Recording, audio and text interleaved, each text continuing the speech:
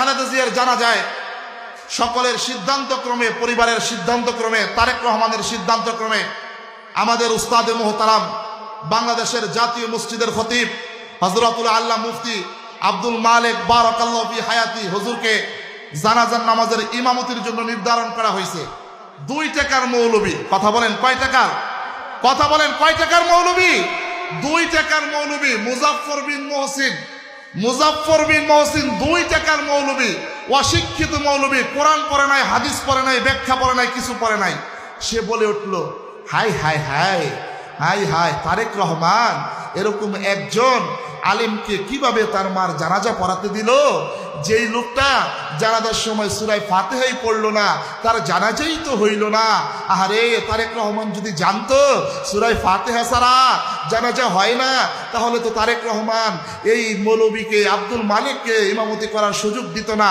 আচ্ছা বলেন তো, তারা জানাজা নামাজ পড়ার জন্য কি সূরা ফাতিহা লাগে?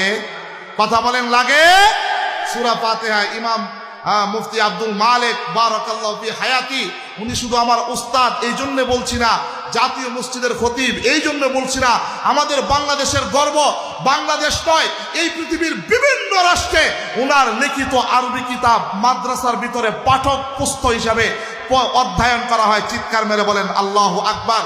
যখন আমাদের বাংলাদেশের ভিতরে আপনার ইজতেমা হয়, মালয়েশিয়া থেকে, মিশর থেকে, জর্দান থেকে অনেক বড় বড় শিক্ষিত আলেমরা আমাদের বাংলাদেশে এসে মুফতি আব্দুল মালিক সাহেবের সাথে সাক্ষাৎ করতে আসে, ওনার সোহবত নিতে আসে, ওনার কাছ থেকে কিতাবের দর্শ নিতে আসে।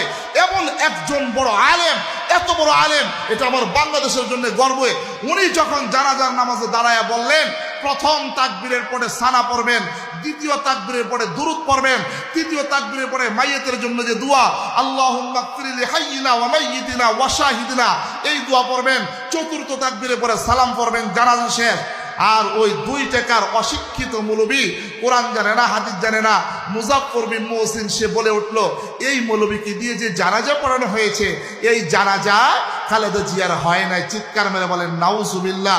এই 2 টাকার মৌলবী আহলে খবিস, আহলে হদস নামে যারা ডিভাইস সৃষ্টি করে, মুসলমানদের ভিতরে ডিভাইস সৃষ্টি করে, যুবকদের মধ্যে ডিভাইস সৃষ্টি করে, সমাজের মধ্যে ডিভাইস সৃষ্টি করে, সরলমনা মুসলমানদের অন্তরের ভিতরে ডিভাইস সৃষ্টি করে, খোদার কসম করে বলি, এই 2 টাকার মৌলবী বাংলার জমিনে যেই কোনো জায়গায়, যেই কোনো গ্রামে, যেই কোনো মহল্লায় পাবেন, তাদেরকে জুতা দিয়ে করে কপালের চারা ফাড়াই দিবেন। কথা বলেন ঠিক কিনা?